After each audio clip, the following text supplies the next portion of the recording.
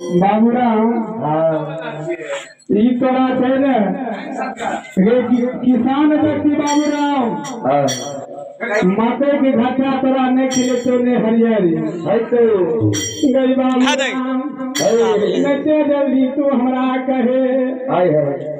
भैया बाबा के बोल सुन के बाबूराव वो जाने थे सो बात लेकिन भैया बाबा के नहीं कहे थे ओ भगवान भैया चल के बउआ ए बउआ आए मार बउआ भूखे छे लेकिन बउआ समय एक दिन एते तरह मानव जीव के काल भेजता बउआ तू मानव के लफड़ा छोड़ दे अगर तोरा बेसी अगर मानव का बोल सुने का बउआ तखनी चला बढ़िया मोन जंगल चरबैला और साग खुन जाऊं बढ़िया से चेर के बउआ गढ़िया जेबे आइबा अब भाई हसबर न बोलिया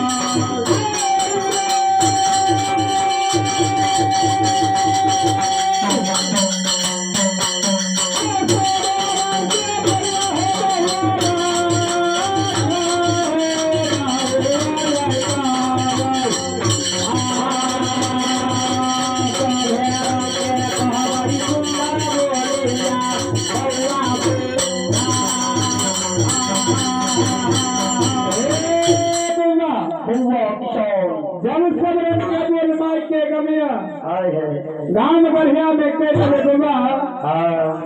तोरा कारण माई कुला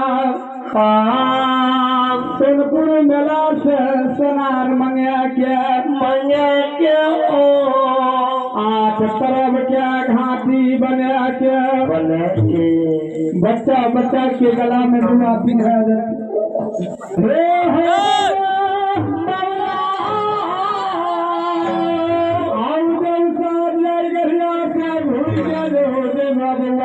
गैया से बोलिया दे बाबा आज बढ़िया से गढ़िया ये बाबा तो देखना महानर बोले से बाबा कहीं ना ये घाटी में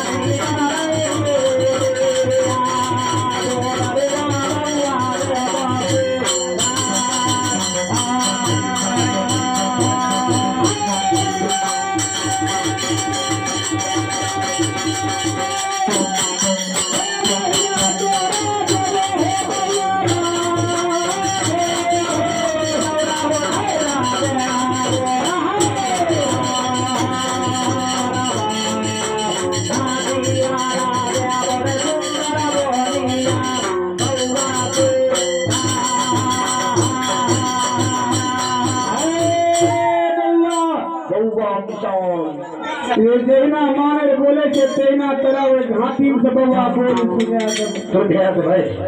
भैया बाबा कल के बाबूराम खेरा हे बाबूराम ये 12 वर्ष आई घाटी के बोल सुने खबर कान हम सुन है गोरिया बन में कान यन सुन गल गे बाबूराम खैरा घाटी के बोल हम नहीं सुनबो सरकार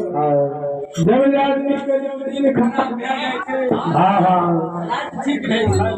हेलो हेलो जब मनुष्य के काल के पहाड़ आवे छे ने तो बोली बानी एक सारा चीज उल्टा भ जाए छे उल्टा होने लागे आज देखिए भैया बाबा क्या एते खैरा मरने से एते माने छे लेकिन उनका देह पर गिरगिट कपार पर चढ़ल छे भैया बाबा के भैया बाबा कल के खैरा हे गे बाबूराम आब तू नहीं कहलो कहवे बेटा पूरे नहीं करू वो समय खैरा करके हो गोरा बहुआ बात नहीं मानबो कल के नहीं खैरा नहीं मानबो ओकर बात तो पहले नहीं मानबो लड़का वाला ठेकेदार चाहिए सभी परम से भक्ति भगवान की भैया बाबा के बोल सुन क्या कल के हो भगवान किसान ते हो दुर्वान भगतर आई जय बाबा तेरे मोरंगल लोहा आई 12 वर्ष बाबा के दसिया धामिल बउआ धरा बना के मोरंग में रखने रहो बउआ धैर दिन माओ के धरा बना के दुनिया मथा मोरंग में चरबत रहो आराम से करत रहे बउआ तो मनुष्य रूप बना के भैर दोनों बहन जुआ पति शिक्षण लेते रहे आई माओ के कारण बाबा तू मोरंगल हो रहा माओ के बन खोला के मोरंग से जान बुआ अब मोरंग में बाबा कबला के नहीं रहेगी हो भगना आज जहना तू हमरा मोरंग से भगना छोड़ा के ले जाए आई दुनिया ले तेरे छप्पर करे देवी देवता नाम से सचमुच सतोरा में पूजा देवाई हे बउआ बहिन के नलता देवे तोरा हकार देवो हे हो बउआ हमारा के चाहिए नामा